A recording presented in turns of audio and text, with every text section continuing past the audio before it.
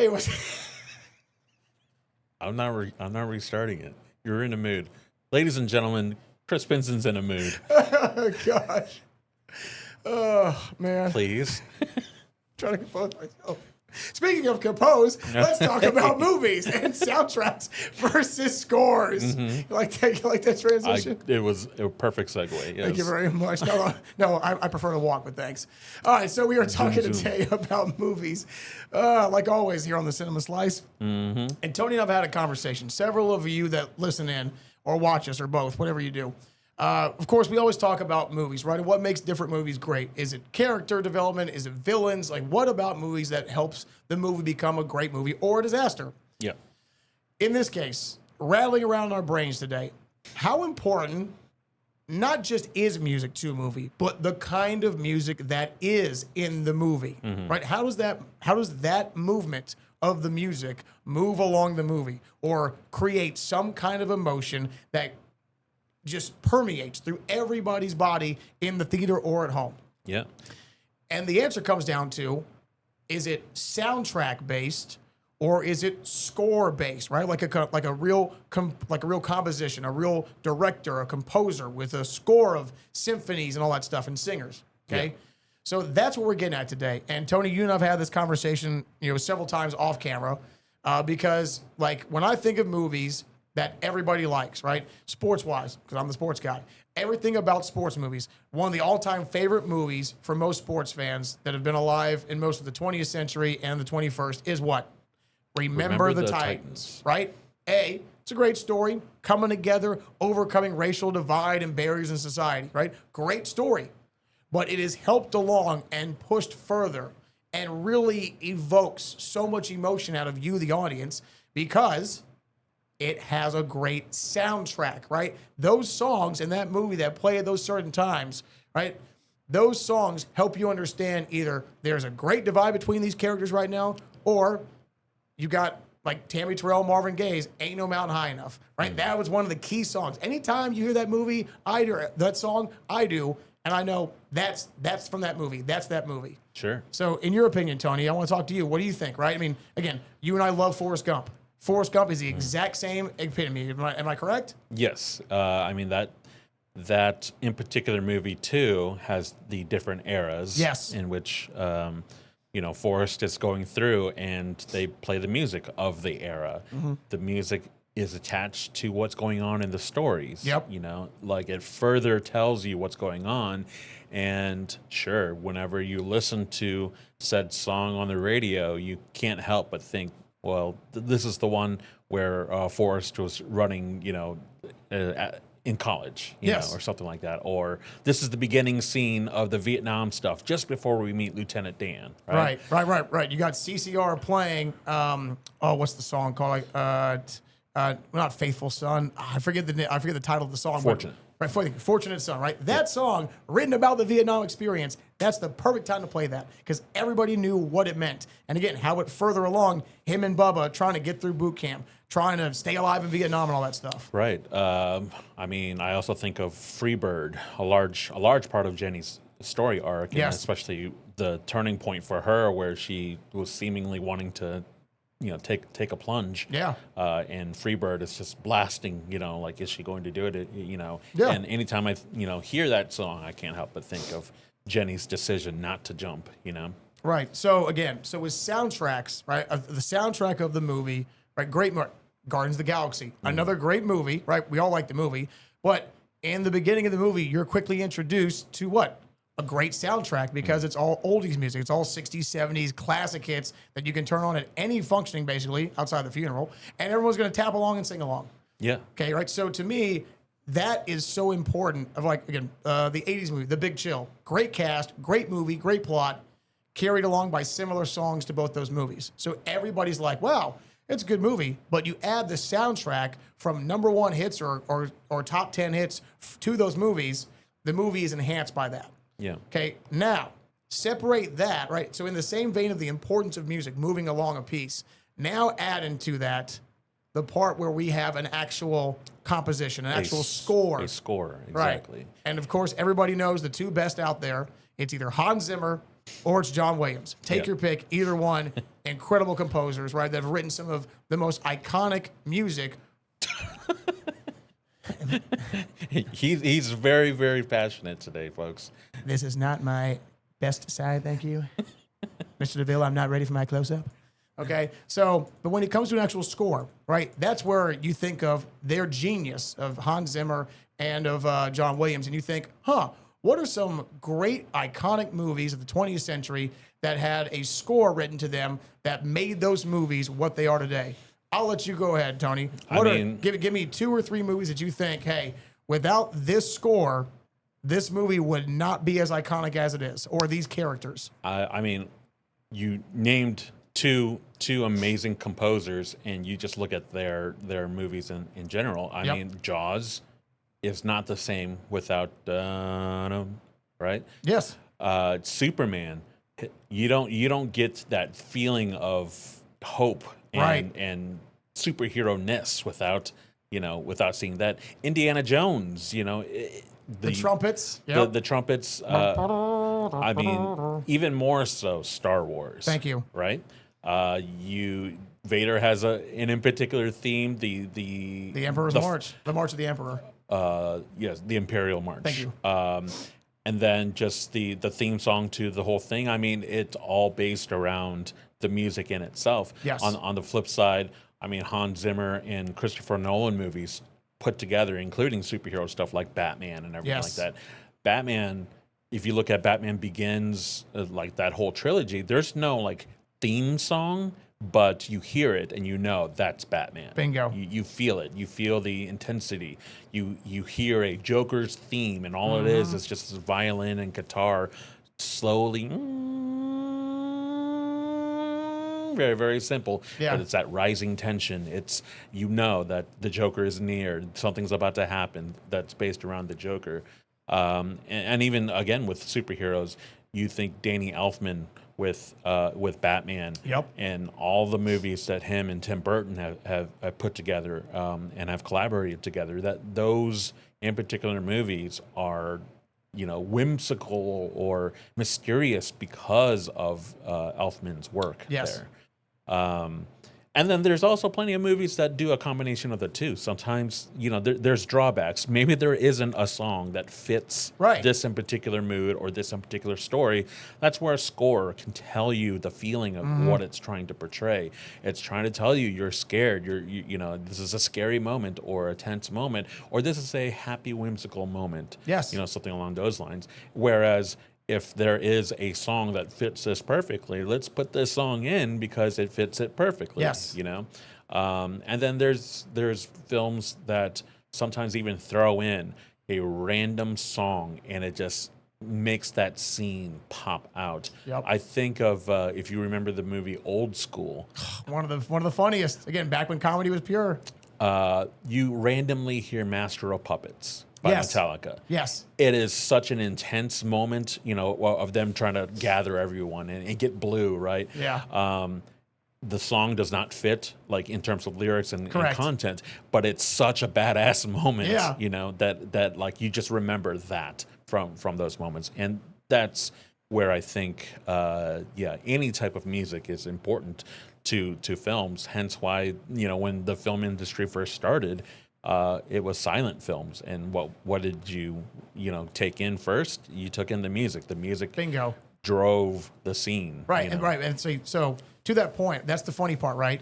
They were silent films, no talking, but there was still sound because without any kind of movement aside from what you're watching, it gets boring, right? Yeah. So again, that's why music is such an important piece, and it's why it's such a great binder for everything. Because when you have such a powerful binder like music, again, it evokes emotion. It moves along the action. Like, it always bothers me that for some reason, miniature soapbox here. It always bothers me, right, that in most local news like that we have here, like in most local news stations, most people don't encourage music to be used underneath a powerful story. Mm-hmm. It's more of the natural sound. It's more of, let me just hear your words. But then you watch stuff like if you're like me and you watch, either Fox or ESPN for College Game Day, before every kickoff, for the leading up to the big games of the day on Saturday, the pieces they do on these players or their coaches with their family or some kind of struggle with adversity, it's like a 4, 5, 6 minute piece. Yeah. It's powerful as it is, just talking about what the coach, with a child with an impairment of some kind, right? Or the player whose grandfather passed away, the night before their big game, whatever it is. When they sit down, they piece those together. Not only are they visually compelling and they grab you at the heartstrings, but they always add some kind of instrumental underneath, right? That again conveys the emotion of the moment. Soft piano or an underscored violin, something that tells you, man, this is a sad moment. And then when it gets to a big moment of, his grandfather died last night before the game, and in that game he said he'd play for him and he scored the winning touchdown, right? And then we get this Superman-like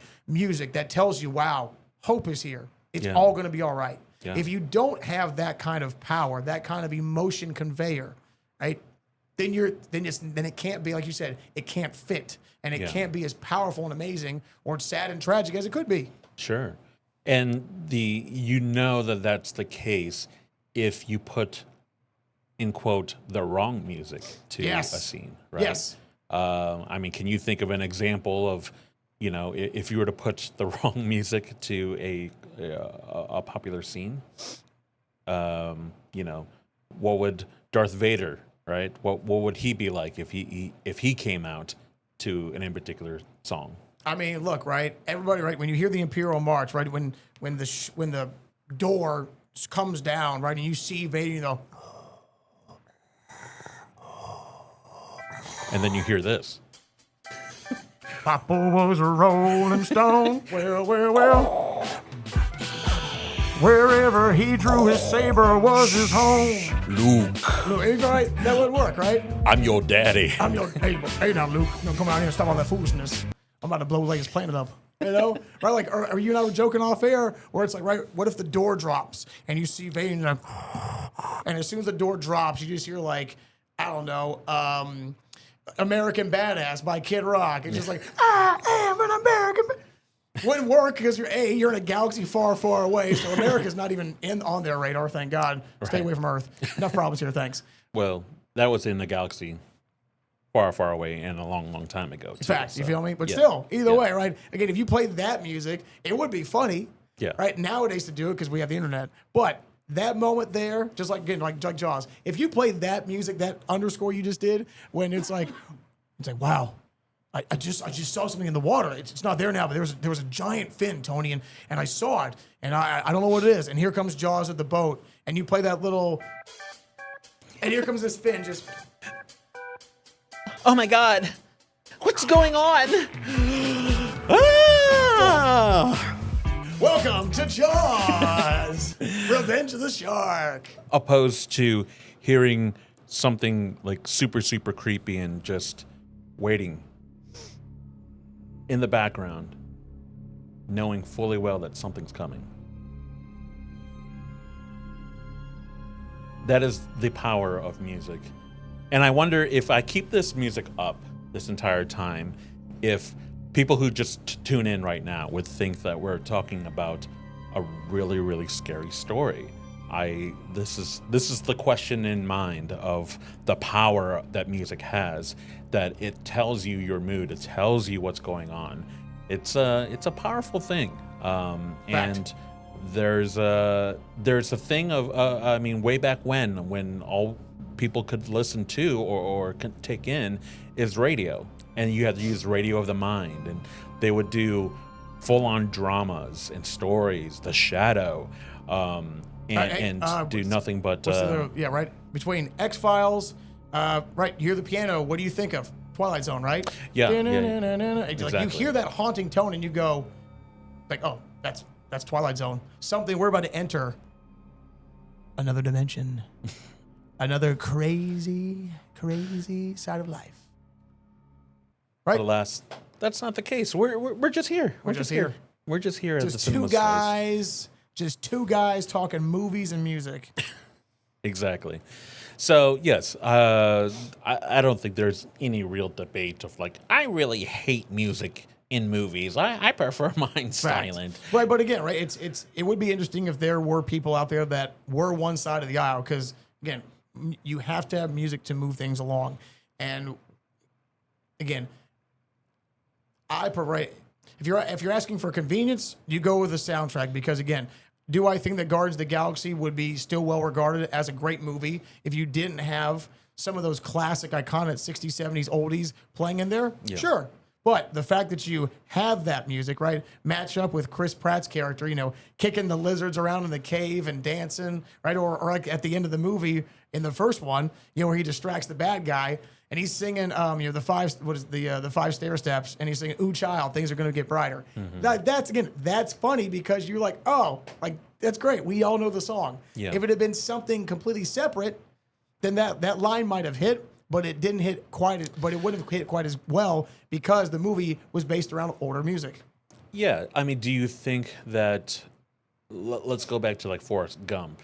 That if it didn't have the actual songs, but rather had a score, and the correct type of score, Right. Like, the mood, like would it still hit the same, or do you think that it kind of takes away the memory of like, oh, that's very much that scene. Do you know what I mean? Yeah. Okay. Right. So again, if it's like Jaws, you hear the bass notes of that chord. Dun-dun. Automatically, you think of a shark, right? You think of one of those scenes, but mainly the scene of a giant shark coming to eat your boat and eat you, right? That scene is vividly attached. And same thing. So like anytime I hear Blue Suede's "Hooked on a Feeling," I always think of that scene in the beginning of Guardians of the Galaxy 1, where he's just in the cave joking around doing fun space stuff. Yeah. Like that to me will always be tied.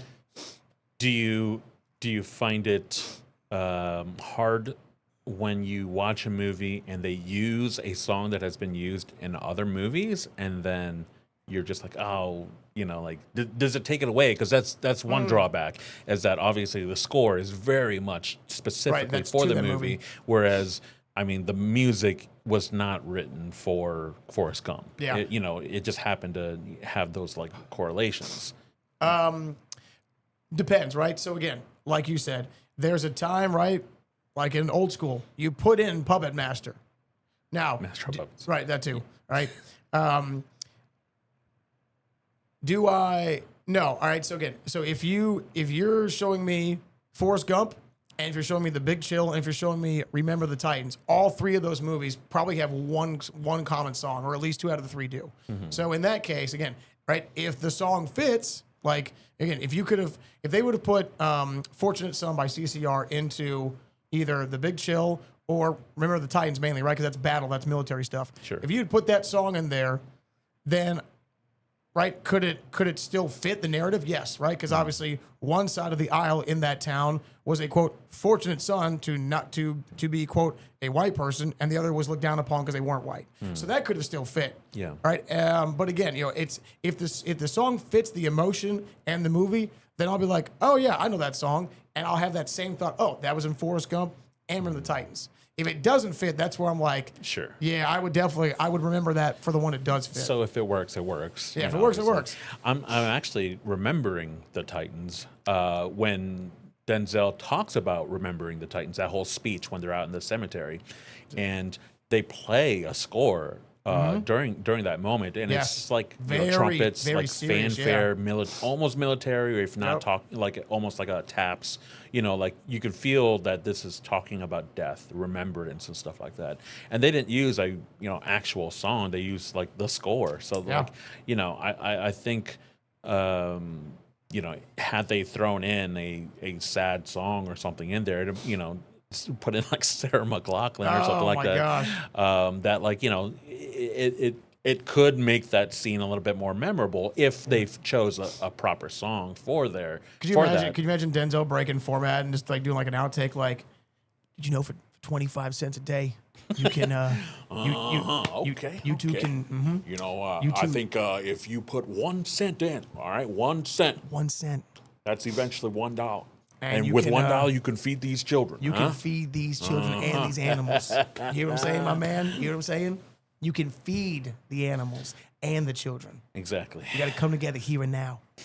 Be great, iconic.